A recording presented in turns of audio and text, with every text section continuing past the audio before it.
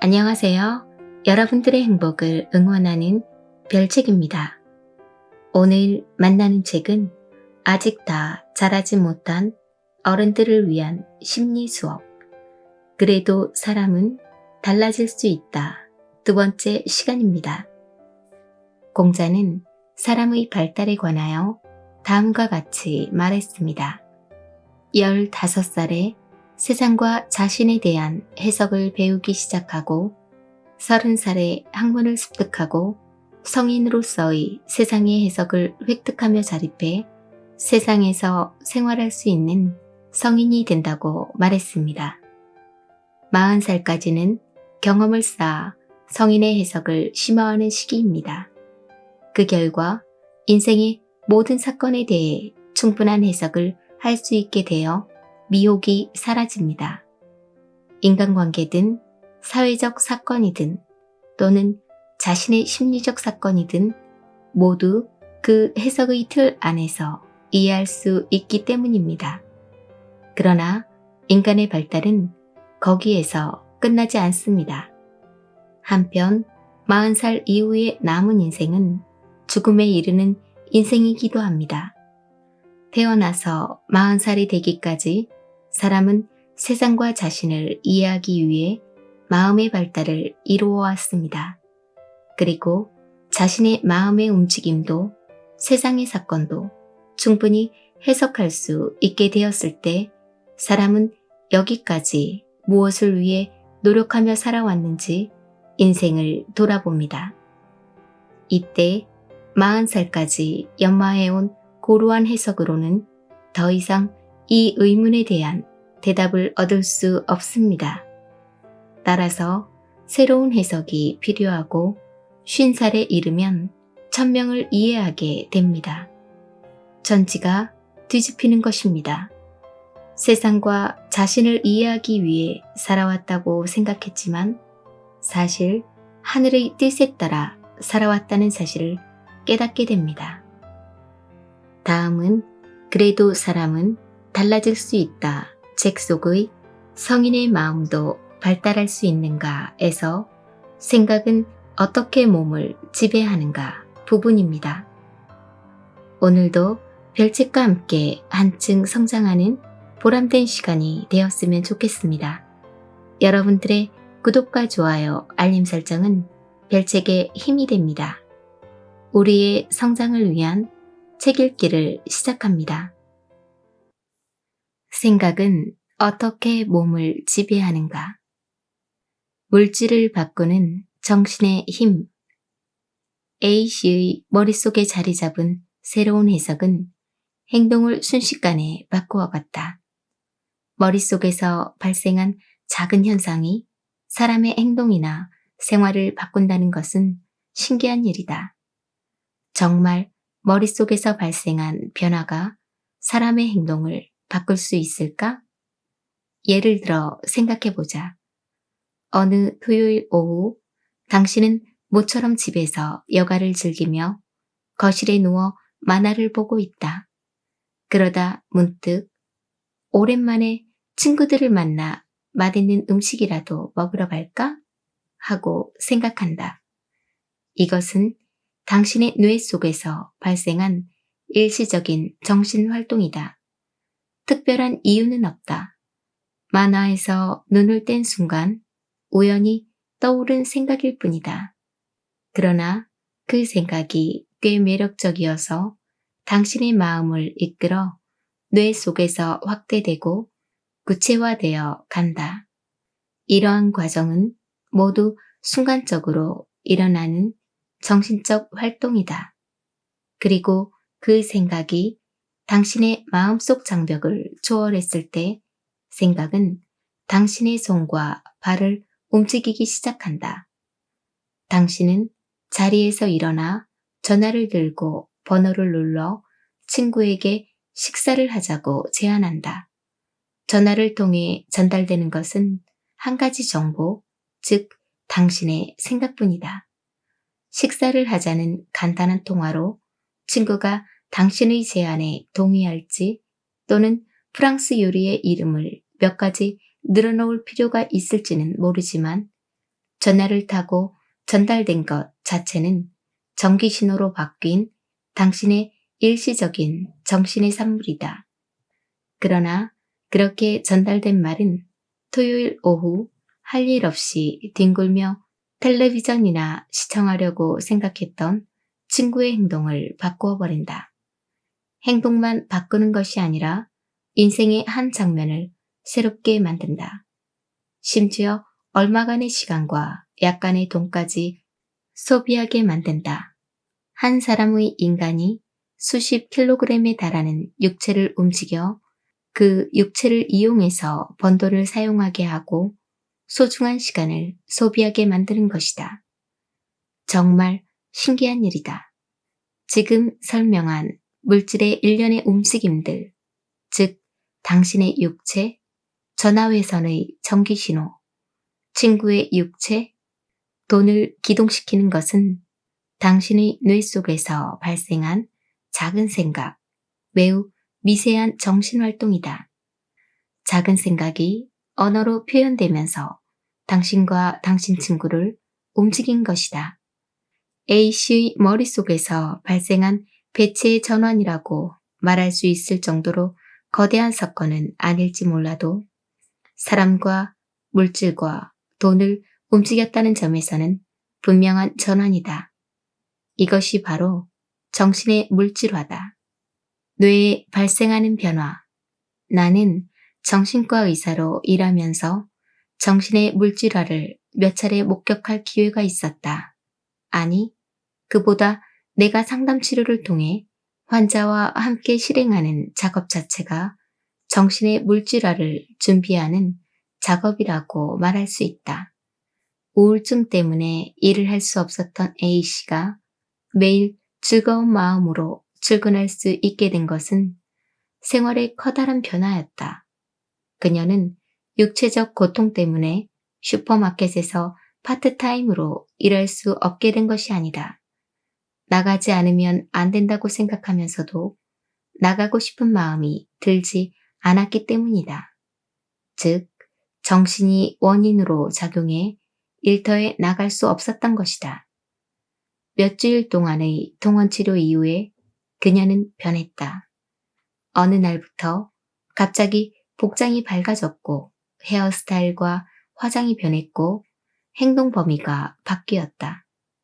그리고 얼마 후 일상생활과 인간관계가 바뀌었다. 아마 그녀를 중심으로 돌아가는 돈의 흐름도 바뀌었을 것이다. 그녀가 병원을 다니기 시작하면서부터 일상생활이 바뀔 때까지 발생한 일은 나와 주고받은 몇 마디 말과 그녀 자신의 마음속에서 되풀이된 자문자답뿐이다. 약은 그녀가 원치 않았기 때문에 처방하지 않았다. 그저 의사와 환자의 정신 사이에 일어난 몇 가지 교류가 있었을 뿐이다. 그 결과 그녀의 정신에 변화가 발생했고 행동이 바뀌었다.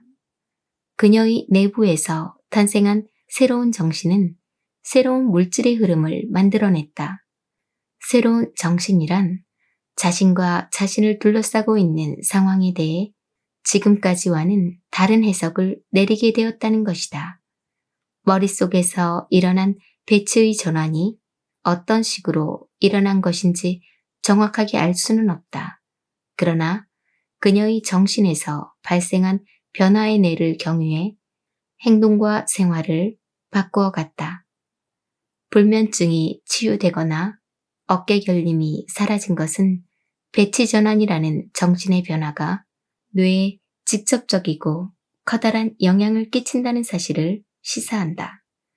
불면증 치유는 뇌 기능의 개선을 의미하기 때문이다. 사람의 뇌가 신경세포라는 하드웨어와 그곳을 오가는 소프트웨어로 성립되어 있다고 한다면 소프트웨어가 재구성되는 과정을 통해 짧은 기간에 뇌 기능을 크게 향상시킬 수 있을 것이다. 소프트웨어의 구조 전환. 이것이 내가 배치 전환이라고 표현하는 현상이 뇌의 발생에 이루어지는 변화다. 뇌의 네트워크와 일상의 변화. 뇌의 신경세포 기능과 마음에는 커다란 차이가 있다. 마음의 작용을 뇌의 신경세포 기능으로 설명할 수는 없다. 아마 마음은 뇌 안에만 존재하는 것은 아닐 것이다. 그러나 마음의 작용이 뇌의 신경세포에 매우 큰 영향을 끼친다는 것은 확실하다. A씨의 뇌 안에 배치 전환이 발생했을 때 그것은 뇌에 결정적인 역할을 끼쳤을 것이다. 그 결과 그녀는 불면증이 치유되고 어깨 결림이 사라지고 식욕이 증가하고 인간관계가 좋아지고 몸이 가벼워졌다. 사람이 바뀔 때 그 사람의 뇌가 어떻게 기능을 바꾸는지에 관한 연구는 거의 이루어지지 않았다. 뇌의 구조와 기능이 너무 복잡해서 연구를 할 방법이 없기 때문이다. 그러나 그 복잡한 뇌를 사용하는 주체가 우리 자신이라는 점은 분명한 사실이다. 따라서 우리 자신이 바뀌면 뇌의 활용 방법도 바뀔 것이다. 현대 과학이 뇌의 구조와 기능을 해명할수록 뇌 안에서는 엄청나게 복잡한 기능이 이루어지고 있다는 사실을 알게 되었다. 사람의 정신활동은 150억 개에 이르는 뇌의 신경세포와 그 안에서 종횡으로 달리는 네트워크를 기초로 삼아 운영된다. 신경세포와 네트워크의 거대한 집합체인 뇌는 크게 몇 가지 부분으로 나뉘어 기능을 분담한다. 잘 알려져 있는 것처럼 좌우 두 개로 나뉜 뇌는 우뇌와 좌뇌라고 불린다.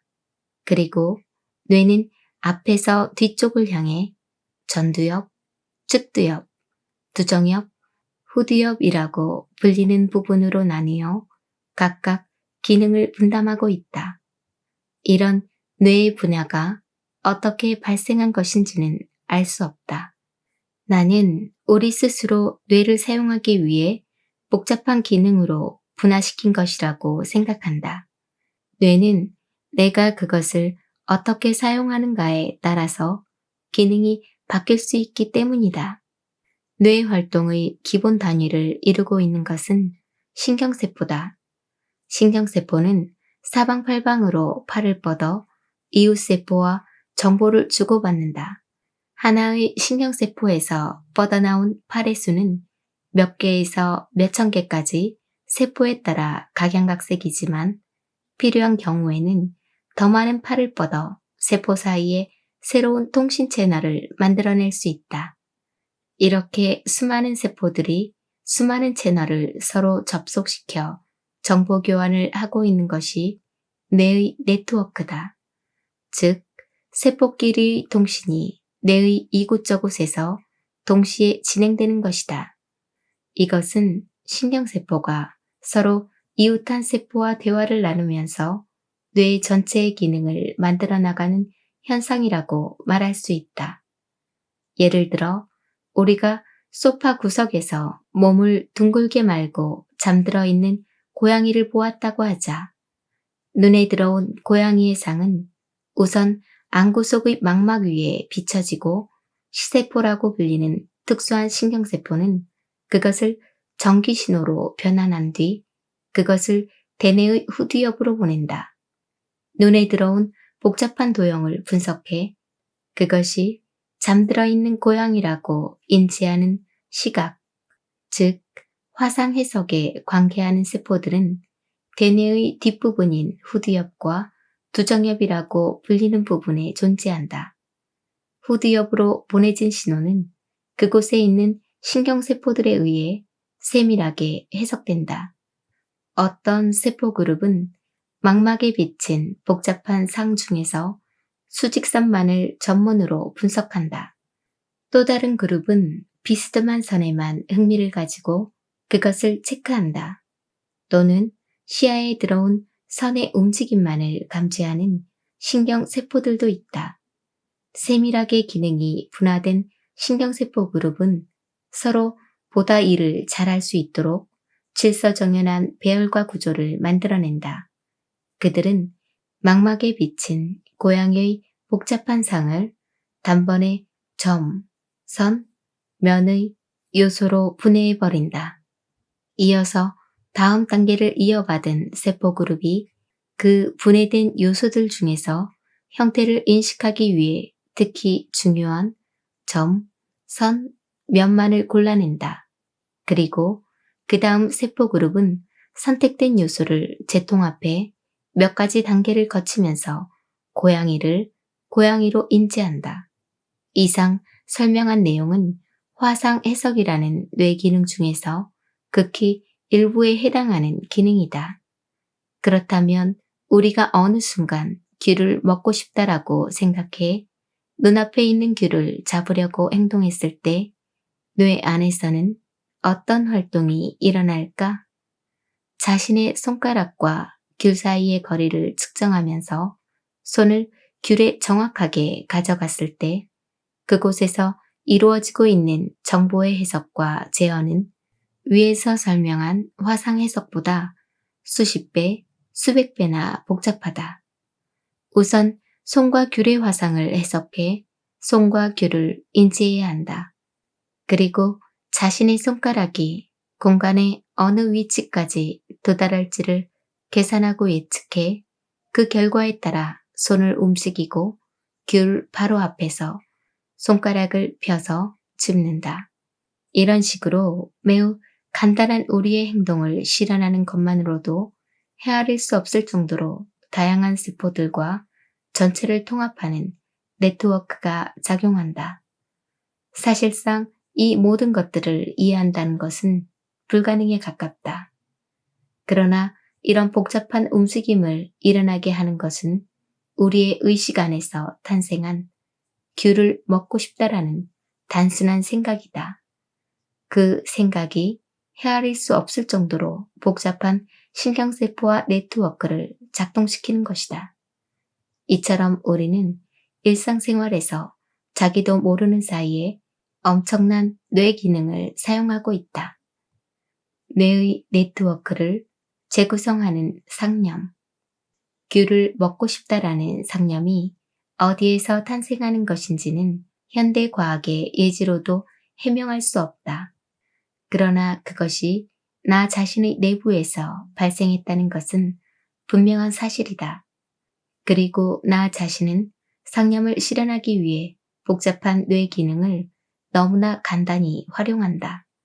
매일, 매시간 우리는 복잡한 뇌의 네트워크를 아무런 힘도 들이지 않고 사용하면서 생활하고 있다. 그러나 우리가 새로운 것을 배울 때에는 기존의 네트워크를 사용할 뿐 아니라 그 네트워크를 새롭게 재훈련시켜야 할 필요가 있다. 내가 들판을 가로질러 흐르는 강에서 카누 타는 연습을 시작했다고 하자. 내게 있어서 그것은 생애 첫 경험이다. 카누를 자유롭게 조종해 강물을 따라 내려간다는 나의 뜻을 실현시키기 위해 뇌는 훈련을 받고 거기에 대응한다. 뇌는 카누와 나의 중심 이동, 패들의 작용과 수면의 반작용, 나의 체중, 강물의 흐름, 물의 점성 등의 모든 물리량을 계산하고 통합해 최종적인 결론을 신체에 전달한다. 처음에는 마음대로 조종할 수 없다. 하지만 몇 번의 연습을 거치면 조금씩 조종할 수 있게 된다. 처음에 제대로 조종할 수 없었던 이유는 카누를 조종하기 위한 신경세포의 네트워크가 충분히 갖추어져 있지 않았기 때문이다. 하지만 연습을 거듭하면서 뇌의 네트워크가 재조합되고 새로운 통신망이 갖추어진다. 물리량의 계산은 훨씬 효율적으로 이루어지고 제어를 위한 전문 네트워크도 완성된다. 한번 완성된 네트워크는 다음부터는 아무런 노력을 기울이지 않아도 거의 자동으로 작동해 카누를 조종할 수 있게 만든다. 카누를 타고 강을 내려가고 싶다는 나의 생각이 새로운 신경세포 네트워크를 만들어냈다. 나의 생각이 뇌 신경세포들의 연결 방식을 바꾼 것이다. 그 결과 나는 새로운 도전을 할 수 있게 되었다. 생각이 뇌를 바꾼다. 생각해보면 정말 신기한 현상이다. A씨는 마음속에 어떤 작은 사건을 계기로 몇 주일, 몇 개월에 걸쳐 인품을 완전히 바꾸었다. 인품이란 뇌 안에서 이루어지는 수많은 정신활동의 집합 중 그 사람만이 갖추고 있는 특징적인 언어와 행동 패턴으로 부각되는 것이다. 그 사람의 정신활동이 사소한 몇 개의 언어에 의해 그 움직임을 완전히 변화시키고 결과적으로 그 사람의 인생을 바꾸어 버린다면 그때 뇌에는 어떤 현상이 발생하는 것일까? A씨의 불면증은 일주일이라는 짧은 시간에 완치되었다. 이런 짧은 시간 안에 정신활동의 기반을 이루고 있는 뇌의 신경세포나 세포끼리의 통신을 이루는 신경섬유 자체를 재조합하는 것은 불가능하다. 즉, 하드웨어를 바꿀 시간은 없다. 따라서 그때 발생하는 현상은 신경세포 네트워크의 소프트웨어적인 변환, 그것도 꽤 극적인 변환일 것이다. 우리는 아직 그 변환을 객관적으로 측정할 수 있는 기술을 가지고 있지 않지만 그 결과는 알 수 있다. 즉, 네트워크의 변환을 이룬 사람은 불면증이 치유되고 어깨 결림이 사라지며 몇 주일 만에 자신의 인생을 완전히 새로운 관점으로 바라보게 된다. 결과적으로 과거에는 볼 수 없었던 새로운 행동을 보이기 시작한다는 것이다. 귤을 먹고 싶다는 생각은 뇌 속의 복잡한 신경계를 움직이게 만든다. 그러나 그 생각은 늘 사용하는 익숙한 신경계를 이용한 것일 뿐 신경계를 바꾼 것은 아니다. 카누를 타고 싶다는 생각은 신경계를 새롭게 변환시킨다. 그 변환에 의해 새롭게 적응하게 된 신경계는 카누를 쉽게 탈 수 있게 만든다. A씨가 어쩔 수 없다, 포기했다고 중얼거렸을 때 마음속에서 탄생한 자기 자신에 대한 강렬한 생각은 그녀 자신의 내부에서 형성되고 부각된 생각이다. 그 생각은 신경계를 움직이게 했을 뿐 아니라 짧은 시간에 신경계를 재조합할 정도로 강력한 것이었다. 물론 그녀의 불면증을 약으로 치료할 수도 있었다. 수면을 유발하는 약제는 신경계 네트워크의 일부를 차단해 신경 전달 물질의 흐름을 바꾸는 방식으로 효과를 발휘한다. 하지만 생각을 통한 소프트웨어의 변화는 그 이상의 효과를 이끌어냈다. 그 결과 신경 전달 물질 분비의 흐름이 바뀌고 자연스러운 수면을 취할 수 있게 된 것이다. 중추 신경계에서 발생하는 놀라운 변화. 상전이는 물리학 용어다. 예를 들어 물이 얼음으로 변화했을 때 상전이가 발생했다고 표현한다. 상전이는 짧은 시간에 발생한다. 물이 얼음으로 변화하기 전 수온이 서서히 내려가 섭씨 0도에 가까워진다. 그러나 0도가 되기까지 물은 아무런 변화도 보이지 않는다. 수온이 0도에 도달하는 순간 물속에 갑자기 얼음의 결정이 발생하고 순식간에 그 결정이 전체로 퍼져나간다. 이때 물질의 성질은 부드러운 액체에서 단단한 고체로 변화한다. 하지만 물이나 얼음을 구성하고 있는 기본적인 입자는 전혀 바뀌지 않는다. 즉, 두 개의 수소 원자와 한 개의 산소 원자로 이루어지는 물 분자 H2O는 변하지 않는 것이다. 상전이에 의해 발생한 현상은 입자 자신의 변화가 아니다. 그렇다면 무엇이 변화한 것일까? 그것은 입자와 입자를 연결하고 있는 네트워크다. 물이 얼음으로 바뀌는 순간 입자끼리의 네트워크가 바뀌는 것이다. 그 결과 같은 입자이면서 전혀 다른 성질을 띠게 된다. 초전도도 상전이에 해당한다. 온도가 어느 임계점에 도달하는 과정에 의해 물질의 상호 연결 방식이 변화하는 것이다. 그 네트워크의 변화가 완전히 새로운 초전도라는 성질을 실현시킨다. 나는 상전이라는 개념이 마음에 든다. 물리학에서 말하는 상전이와 비슷한 현상이 중추신경계에도 발생해 짧은 기간에 신경세포의 네트워크가 재조합되는 현상이 일어나는 것이 아닐까? 뇌 속의 이런 변화는 현재의 기술로는 측정할 수 없다. 그것은 카누 연습에 의해 발생한 재조합보다 훨씬 근본적인 변화다. 뇌의 기능이 새로운 수준으로 전이되는 것이다. 할 수 없었던 것을 할 수 있게 되었다. 볼 수 없었던 것을 볼 수 있게 되었다. 오랜 세월 동안 실현할 수 없었던 것을 실현할 수 있게 되었다.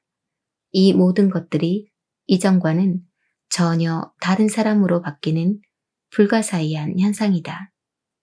여기까지가 오늘의 책 내용이었습니다.